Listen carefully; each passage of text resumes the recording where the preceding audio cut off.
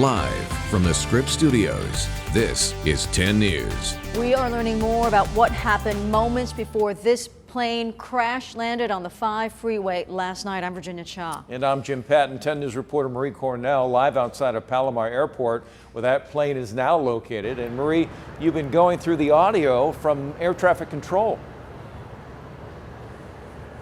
Yeah, Jim, and in it you hear the pilot very calmly say there's smoke in the plane, and then he makes a decision to land on the freeway.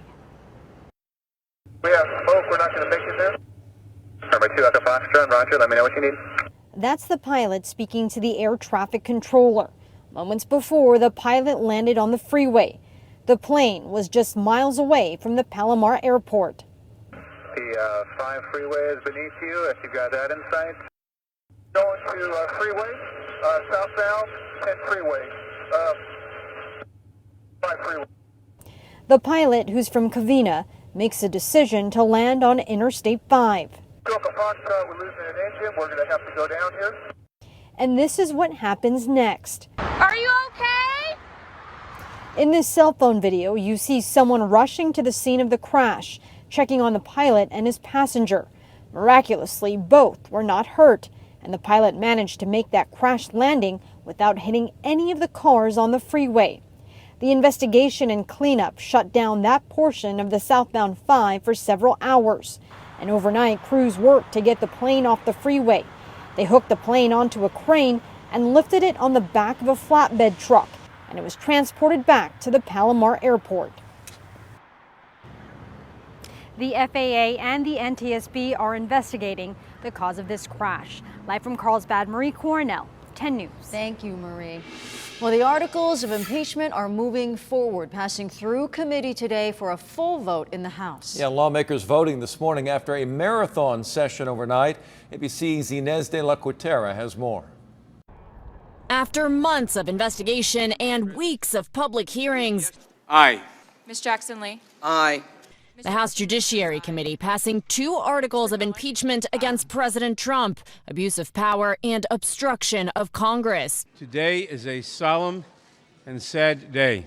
The committee reconvening after a marathon 14-hour debate with partisan clashes dragging into the night. Today's vote breaking down along strict party lines, with Republicans on the committee slamming their Democratic counterparts. But for Democrats, impeachment is their drug. It is their obsession. But Democrats argue President Trump abused his power for personal political gain, and they fear he'll do it again. And democratic self-government is put at risk by a president who insists on dragging foreign powers into our elections. Despite sending a blizzard of tweets on impeachment, President Trump doesn't seem worried. When you use impeachment for absolutely nothing other than to try and get political gain. Now, with that being said, my poll numbers, as you know, have gone through the roof. While Senate Majority Leader Mitch McConnell told Fox News he's planning to acquit the president during an all but certain Senate trial. There's zero chance the president obviously would be removed from office.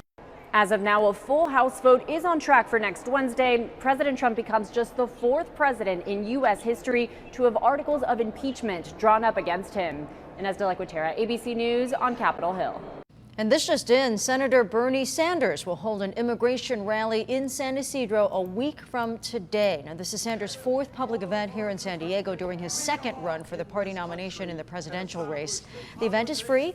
It's at the San Ysidro High School Athletic Quad at 6 p.m. again next Friday. It's the last stop on a week-long campaign swing through California before Wednesday's presidential debate in Los Angeles.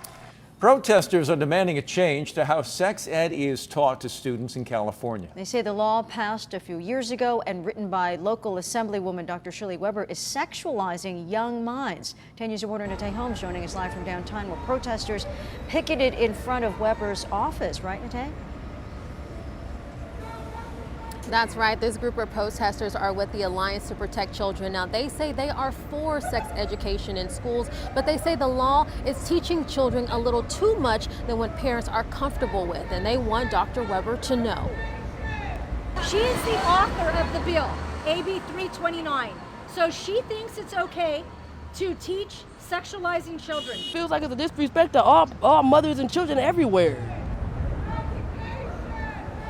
Now, dozens of Protesters stood outside Dr. Shirley Weber's office in downtown speaking against Assembly Bill 329, written and passed in 2015. Now, the bill makes it mandatory for students 7th through 12th grade to be taught sexual education, but it also gives the schools the option of offering the curriculum to students in lower grades. Now, AB 329 states comprehensive sexual health education means education regarding human development and sexuality, including education on pregnancy, contraception, and sexually transmitted infections. Protesters say graphic details of sexuality should not be taught in schools. That is not the same thing as sex ed like we probably had in high school or middle school. That's something different. Just that simple word sexuality, it includes a lot of things in it, like the teaching of other ideologies as well as sexual behavior. Now, the group says a new bill will be introduced next year, Senate Bill 673, that will allow parents to review the curriculum online so there is complete transparency of materials being taught. Now, we reached out to Dr. Shirley Weber's team for a comment, and we are still waiting to hear back. Live in downtown, Nate Holmes, 10 News. Nate, thank you. Overnight, a man escaping his Encinitas home as it went up in flames. It happened at a duplex on Stafford Avenue. A car in the garage was on fire, and that spread to the home. Neighbors went in to find the man living in the duplex and say it was tough to get him out.